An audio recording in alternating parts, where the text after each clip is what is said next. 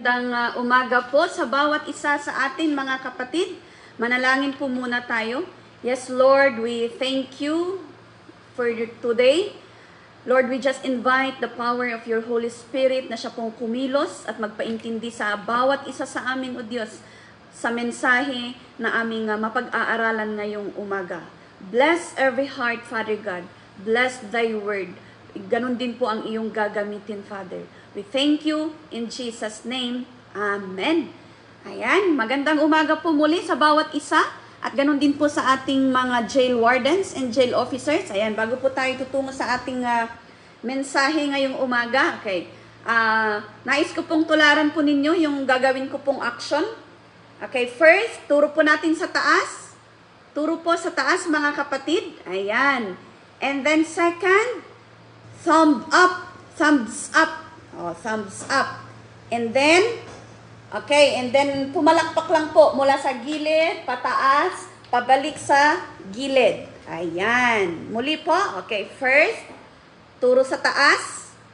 And then second, thumb up. Pangatlo po, palakpak sa gilid, pataas. Then sa other side. Ayan. Okay, isa lang po ito. God is good. Tularan niyo po ako. God is good all the time. All the time. Yan. And baliktad. All the time. God is good. Yan. Praise the Lord. Ayan. Nabuhay po ang ating kasukasuhan. Ayan. So, dadako na po tayo sa salita ng Diyos, mga kapatid. At ang atin pong pag-uusapan ngayong umaga ay tungkol po sa kapangyarihan ng pangalan ni Hesu Kristo. Oh, makapangyarihan. Di ba kahit sa ating lipunan, kapag halimbawa may apelyedong San Juan, kilala sa iyong lugar. Halimbawa lang ito San Juan ang apelyedo o pangalan. Tapos kilalang kilala siya sa isang lugar o maaaring siya ay makapangyarihan sa isang lugar. Mayaman kaya kilalang kilala. Kaya di ba kapag naririnig mo, oh si San Juan yan, mayaman yan. Oh wag niyong gagalawin kaya kahit dumadaan siguro ang San Juan, yung may pangalan ng San Juan daraan or anong tawag dyan? Dadaan or naglalakad, nandyan na naglalakad. Ay di ba ang sinasabi ng tao ay, oy si San Juan yan, mayaman yan. Or kung may anak siya halimbawa, oy si anak ng San Juan yan, wag niyong galawin, wag niyong asarin. O huwag niyong gagawan yan ng masama. Kasi anak ng San Juan yan. Which is, may impact po yung pangalan sa lipunan. Ano? Dahil sa taglay niyang kapangyarihan, kung hindi dahil sa taglay niyang posisyon sa isang lipunan, dahil nasa mataas na posisyon ang tatay o ang nanay o yung apelyedo, or maaaring sila ang may nagmamay-ari sa isang lugar o may malaki silang negosyo sa isang lugar, kaya kilalang kilala.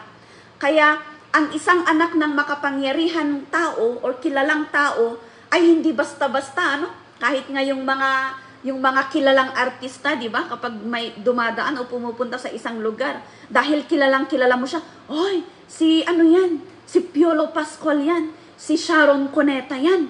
Tapos pupunta pa tayo, magpapapicture kasi it is a privilege na makapicture mo sila tapos ipopost natin sa ating social media. Ayan, so may impact po yung pangalan ng mga tao na matataas ang posisyon or kilala sa lipunan. Samantalang minsan, yung mga pangalang ay hindi kilala, kahit o hindi mo kilalang kilala, o hindi sila kilala ng lipunan, o kahit may pangalan sila pero sila yung mga hindi masyadong nagpapakilala sa lipunan, kahit dumaraan yan, hindi mo yan papansinin. Minsan pa nga, hindi mo kilalang, ay, mayor na pala yung dumaan. Ay, councilor, oy, si kapitan yun. Hindi mo alam kung sino yung kapitan sa barangay ninyo. Kasi hindi kilala or hindi matunog yung pangalan o yung apelyedo. Pero sa umagang itong mga kapatid, ang atin pong pag-aaralan ay tungkol sa kapangyarihan ng pangalan ni Hesu Kristo. Muli po, inuulit ko mga kapatid, si Hesu Kristo po ay anak ng Diyos. Jesus Christ is the Son of God. Siya po ay anak ng Diyos. Kaya sabi niya dyan, the power of the name of Jesus. Meron po tayong 4 na mapag-aaralan dito tungkol po kung bakit makapangyarihan ang pangalan ni Jesus. Unang-una po, mababasa natin yan sa Philippians chapter 2, verse 9 to 10. Sabi po niya dito, kaya naman itinaas siyang lubos ng Diyos at binigyan ng titulong higit sa lahat ng titulo. Amen? Verse 10, upang ang lahat ng nasa langit at lupa at nasa ilalim ng lupa ay luluhod sa pagsamba sa Kaniya. Ayan, ano po ang matututunan natin dito? Sabi niya dyan, ibinigay ng Diyos Ama ang pinakamataas na pangalan sa Kanya. Ano? Pinakamataas na pangalan which is above every name. Na nasa ilalim ng lupa at lahat sa Kanya, sabi niya dyan, that the name of Jesus every knee shall bow. Ay, bakit pag naririnig natin yung pangalang Jesus Christ, kailangang lahat tayo manampalataya sa Kanya. Kailangang lahat tayo mag-bow down sa Kanya.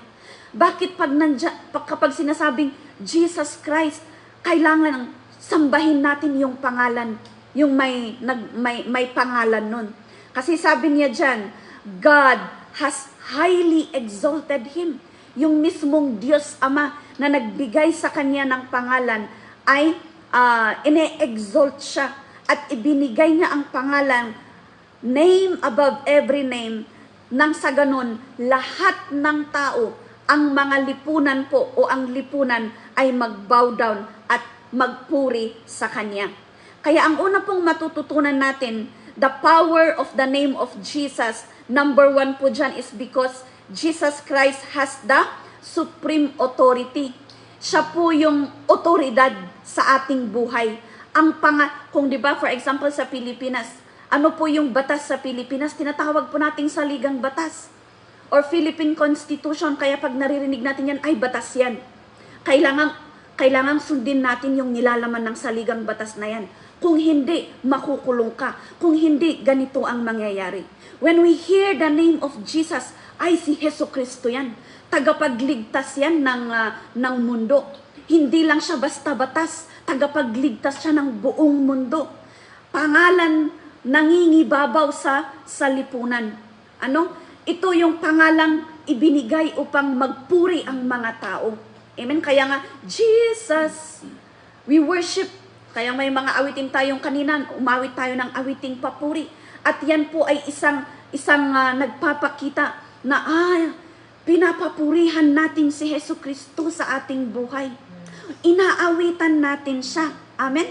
Kasi yun yung paraan at kagustuhan, kalooban ng Diyos na magpuri ang lahat ng nilalang, ang mga tao sa Kanya, sa pangalan ni Hesus Kristo. Kasi ang pangalang ito ay mamaya masusundan po kung bakit natin siya pinapapurihan. Kasi this is the name, mas mahalaga kahit sino pang pinakamataas sa lipunan, pinakamayaman sa lipunan, na kilalang-kilala ang pangalan, ay walang hihigit sa pangalan ni Hesus Kristo. Bakit mga kapatid? Dahil si Hesus Kristo, ang pangalang Hesus Kristo o Jesus Christ, ay ang siyang nagbigay rin ng pangalan ng bawat isa sa atin. Amen? Kaya ang pangalan mo, kapatid, ay ginamit ni Hesus Kristo ang iyong mga magulang upang ibigay sa iyo yung pangalan na yan. Ngunit yung pangalan mong yan, yung posisyon mong yan, yung estado mo sa lipunan, ay hindi yan dapat mas nakakahigit kaysa sa pangalan ng Diyos. Mas higit pa rin, mas nakakahigit pa rin, mas mataas pa rin ang pangalang Hesus Kristo sa bawat isa sa atin. Amen? Kaya yun po kapatid ang una. Jesus' name or the name of Jesus carries the supreme authority. Siya ang pinakamataas na otoridad sa buhay ng lahat ng tao. Kaya nga may panalangin din tayo na sana lahat kapag ipatupad ang mga batas ng bawat nasyon o bawat lipunan ay naaayon sa kalooban ng Diyos, naaayon sa otoridad ni Hesus Kristo. Kasi Yes, may gobyerno tayong sinusunod.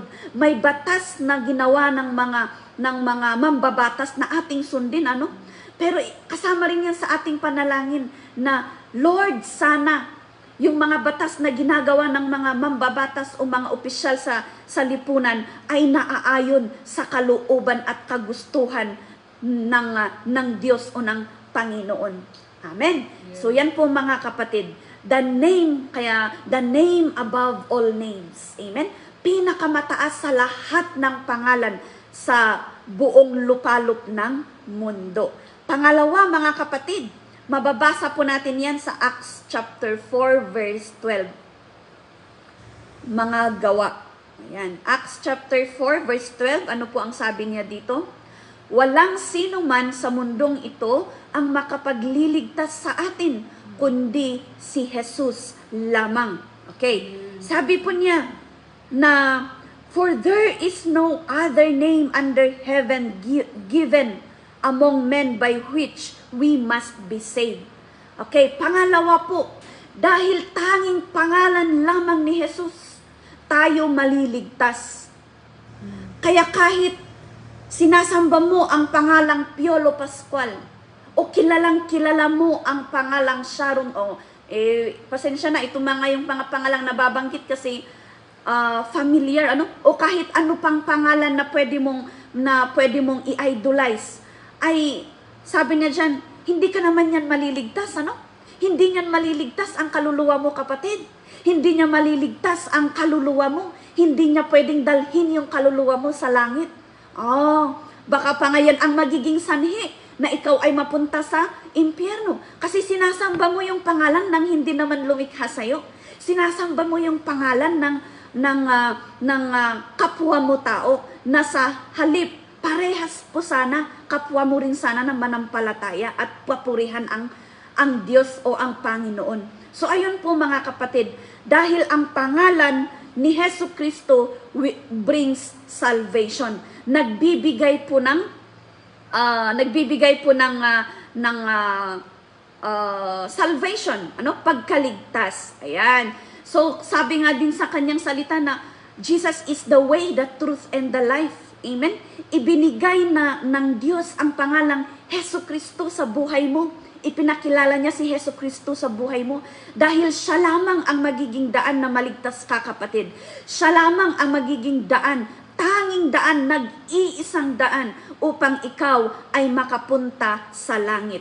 Ngunit kung hindi mo makilala ang pangalang Hesus Kristo or kahit kilala mo pero wala kang pakialam, dinadaan-daanan mo lang, pinapabayaan mo lang or walang no pansin at all, hindi mo iniintindi, ay magtaka na tayo minsan or baka mag-isip-isip na tayo.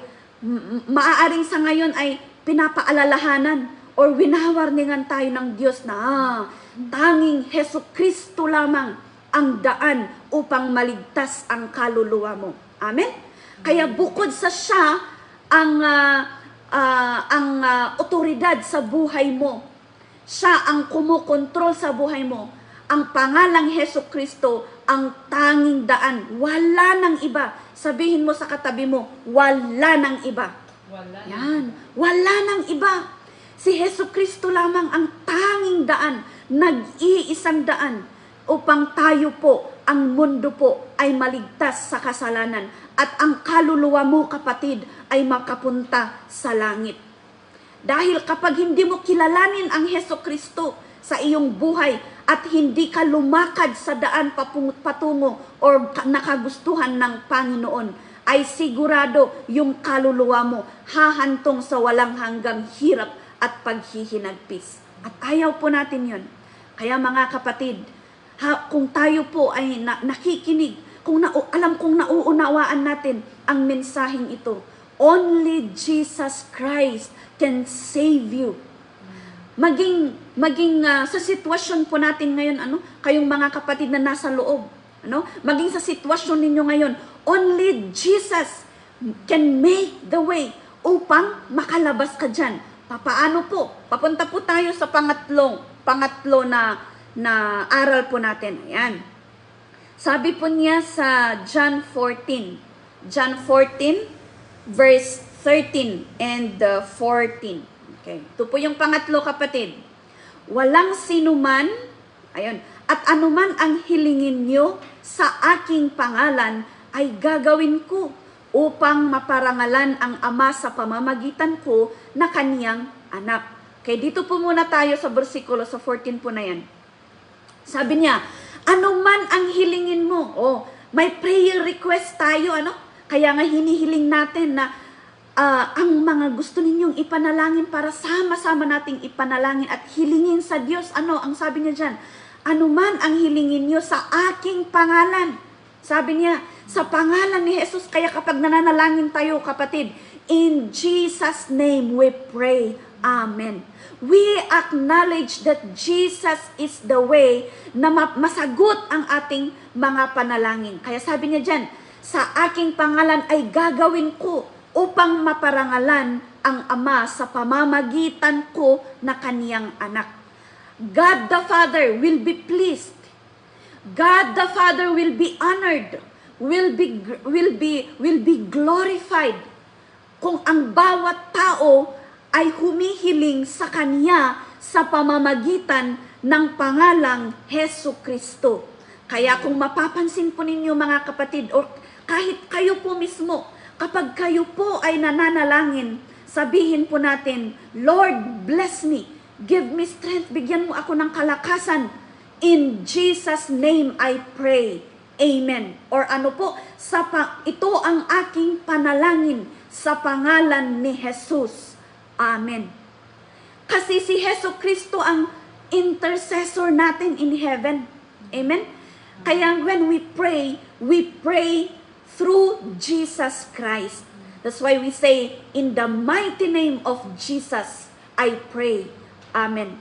Kaya kahit sa panalangin mo, kapatid, pag pinapanalangin mo, mananalangin ka sa Diyos through Jesus Christ. Ano yung sabi niya doon na nabasa natin? Anumang hilingin mo, ibibigay niya. Doon po tayo sa verse 14. Ano yung sabi niya doon? Oo, gagawin ko ang anumang hilingin ninyo sa aking pangalan. So, kapag hihiling tayo sa kaniyang pangalan, ibibigay niya. Pero ito po ang warning dito.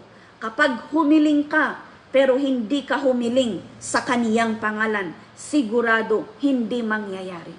Kaya kailangan nating matutunan, kapatid, na kapag humihiling tayo, nananalangin tayo sa Diyos, ipanalangin natin at hilingin natin sa pangalan ni Hesu Kristo. Amen? Amen po ba, mga kapatid? Pa-thumb up po kung naintindihan yon. Ano? Na pag humiling ka, kapag manalangin ka, ay gagawin ng Diyos. Sabi niya, oo, gagawin ko kung humiling kayo sa pangalan ni Jesus. Kaya kapag manalangin tayo, hilingin natin sa pangalan ni Jesus. Huwag nating hilingin sa pangalan ng tao. Huwag nating hilingin sa pangalan ng mga idolo mo o iba. Dahil sa simula pa lamang sabi niya, otoridad siya sa buhay mo. Pangalawa, siya lang ang tanging daan upang maligtas ka. At pangatlo, kung anumang hilingin mo ay ibibigay niya. Kasi siya lang ang nakakaalam ng buhay mo. Siya lang ang nakakaalam ang nilalaman ng puso mo. Amen? At alam ko po, mga kapatid, na bawat isa, kahit nandyan po kayo sa loob, ay pwede kayong humiling sa Diyos. Amen? Pwede kayong humiling kay Hesu Kristo. At hingin natin ng taos-puso, with sincerity in our heart, with purity in our heart. Huwag po tayong mag-doubt, huwag po tayong magdalawang isip. Alam mo, kapatid, kapag nananalangin ka pero nagdadalawang isip ka sa kasagutan ng iyong mga hinihiling, ibig sabihin, hindi mo yan hinihiling sa pangalan ni Jesus. Dahil ang nananalangin sa pangalan ni Jesus ay buo ang tiwala. Kasi pangako ng Diyos na ibibigay niya, basta hilingin mo lang sa pangalan ni Jesus. Amen? Amen po? Ayan. At ang pang-apat, mga kapatid, ayan, sa Mark 16:17. At ito ang mga palatandaang makikita sa mga taong sumasampalataya sa Kanya. Sa pamamagitan ng aking kapangyarihan, magpapalaya sila ng masasamang espiritu. magsasalita sila sa ibang mga wika. Ano po yung sabi dyan? Ang palatandaan, we use the name of Jesus to cast out demons, or we will, it brings, the name of Jesus brings victory over darkness. Ano po ang sinisimbolo ng darkness? Yung mga madidilim mong karanasan, yung mga madidilim mong dadaanan or daraanan. Kapag binanggit mo ang pangalan ni Jesus, sigurado kapatid, wala nang takot sa puso mo. Pero kapag binanggit mo ang pangalan ni Jesus sa kalagitnaan ng pagsubok sa iyong buhay, merong peace, may ano ang peace sa Tagalog? May kapayapaan, walang pag-aalinlangan, na kahit gaano kadilim, gaano kabigat, gaano kalaki ang iyong pagsubok, ang iyong problema, meron ka pa rin kapayapaan sa puso mo. Walang pag-aalinlangan, walang takot. Bakit? Because you use the name of Jesus upang mabigyan ka ng katagumpayan na hindi na mag-alala. O, di ba? Kaya, remove this doubt in my heart in the name of Jesus. Anong sabi pa dyan? Can cast out demons. O, kaya pag may nararamdaman ka na hindi maganda sa iyong katawan, in the mighty name of Jesus, malulunasan or gagaling ang nararamdaman kong ito. Amen? We will use the name of Jesus to cast out demons and to fight yung mga kaaway natin. Yung kung ano yung isinisiksik, inilalagay ng kaaway sa puso, isipan mo, in the mighty name of Jesus. In Jesus' name, matanggal kang takot. In Jesus' name, magagaling ang nararamdaman kong ito. In Jesus' name, wala nang pag-aalala. In Jesus' name, magpapatawad na ako. In the mighty name of Jesus, kaya ko nang ibigin ang taong nakasakit sa akin. In the mighty name of Jesus, anong tawag doon?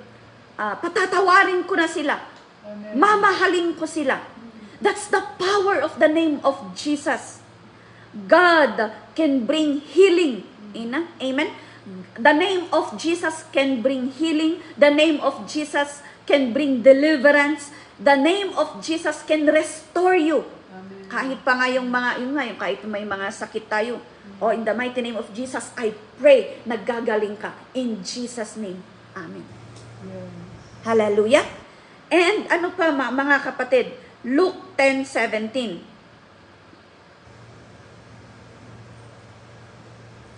Luke chapter 10 verse 17. Masayang bumalik ang 72 na tagasunod ni Jesus. Sinabi nila sa kanya, Panginoon, kahit po ang masasamang espiritu ay sumusunod sa amin kapag inutusan namin sila sa pangalan niyo. Ayun. Ito pong kwentong ito ay sinabihan po ni Jesucristo ang 72. Nagpartner po, by two sila na pinunta sila sa mga lugar na, doon punta kayo at sabihin ninyo ang tungkol sa pag-ibig, sabihin ninyo ang tungkol sa tamang daan, sabihin niyo ang tungkol sa salita ng Diyos. Saan man kayo pupunta, sino man ang kakausapin ninyo, magtatagumpay kayo. Pero tapos, bumalik sila after na nagpunta sila sa lugar. Lahat ng 72 na yan na pinadala ng Panginoon, bumalik sila. At ang report, ito po ang sinabi nila. Ito yung report nila. Sinabi nila sa kanya, Panginoon, kahit po ang masasamang espiritu ay sumusunod sa amin kapag inutusan namin sila sa pangalan ninyo. Yun yung po sinasabi kong can cast out demon, can cast out yung mga masasamang espiritu. Na kahit daw, lumayas ka, anumang espiritong nananahan sa isang tao, ginamit nila ang pangalan ni Jesus at umalis, or kaya nilang utusan ang masamang espiritu na umalis sa isang tao. Kaya mo ring gawin yun, kapatid. Ikaw na espiritu ng hindi nagpapakumbaba, lumayas ka. In the name of Jesus, sa pangalan ni Jesus, lumayas ka. Sa pangalan ni Jesus, umalis ka sa pusong ito. Sa pangalan ni Jesus, umalis ka sa templo ng Espiritu ng Diyos na ito. Kaya mong utusan ang bad spirit. Kaya mong utusan o sabihan ng Espiritong hindi maganda sa iyo at kusang lalayo yan. Kasi ang mga demonyo takot sa pangalan ni Jesus. Kasi nga sabi natin kanina, makapangyarihang pangalan. Siya ang otoridad sa buhay mo. Kaya hindi pwedeng maging espiritu ng kaaway ang maging otoridad sa buhay mo. Dahil pagmamay-ari ka ng Panginoon, amen? Pagmamay-ari ka ng Panginoon, kapatid. Kaya ayaw niya na may ibang espiritu na mananahan sa templong ito, sa templo sa buhay mo. Amen. Dahil siya lamang ang tangi nag-iisang pangalan at nag-iisang espiritu na dapat ay manahan, kumilos at magturo, mag-guide sa buhay mo, kapatid. Amen po ba? So ito po ang mga kapangyarihan when we use the name of Jesus. Amen? Sa buong buhay natin, gamitin natin ng may pananampalataya. Buong pananampalataya. Hindi mo pwedeng sabihin, kapatid, na in Jesus name pero nagda-doubt ka. In Jesus name pero wala kang pananampalataya. In Jesus name pero wala kang tunay, buo at close relationship sa Diyos o sa Panginoon. Okay, so mga kapatid, kailangan din po na kapag sinasabi, ginagamit natin ang pangalang Jesus. Dahil ito ay makapangyarihan. Kaya nga kahit naririnig lang yan ng demonyo na sinasabi mong in Jesus name, kahit lumalakad ka sa kadiliman or kahit saan ka pa mapunta, and then may gusto kang ipanalangin, or nararamdaman mong hindi maganda o kakaiba sa'yo, you can say, Lord, in the mighty name of Jesus, tanggalin mo ito in the mighty name of Jesus. Pero gamitin po natin yun ng buong puso at may sinseridad. Huwag din po natin gawing joke ang pangalang Jesus Christ. Huwag natin gawing joke kasi kautos din ng Panginoon that if we are going to use the name of God in vain, kasalanan po na ginujoke natin ang pangalang Jesus. Kasi, sige nga, i-joke natin ang saligang batas. I-joke mo, mag-joke lang ako, kunwari gagawa ako ng kasalanan at tignan ko kung ano. Tapos sasabihin mo sa pulis o sa hindi, joke lang po yun, officer. Hindi pwedeng ganun, mga kapatid. Ganun din po. Sa paggamit natin sa pangalan ni Jesus, hindi pwedeng i-joke mo ang pangalang Jesus. Amen?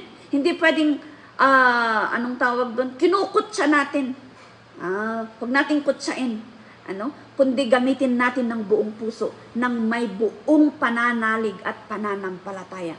And then we can see how God works in your life. Amen? Ayan, palakpakan po natin ang Panginoon. Ayan. Ano po yung action natin kanina? God is good all the time. Okay, pabaliktad po.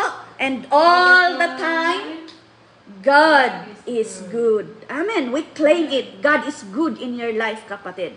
Because the name of His Son, Jesus Christ, is living and is active in your life. Amen. Let's pray. Maraming salamat sa pakikinig. Hallelujah.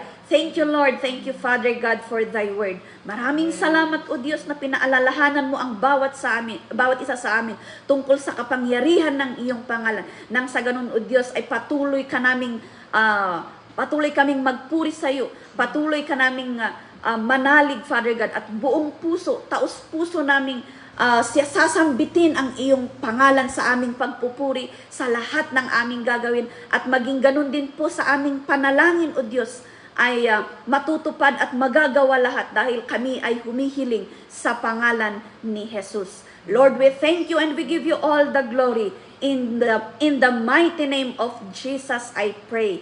Amen and amen. Maraming salamat po mga kapatid at aking ibibigay na po sa ating MC.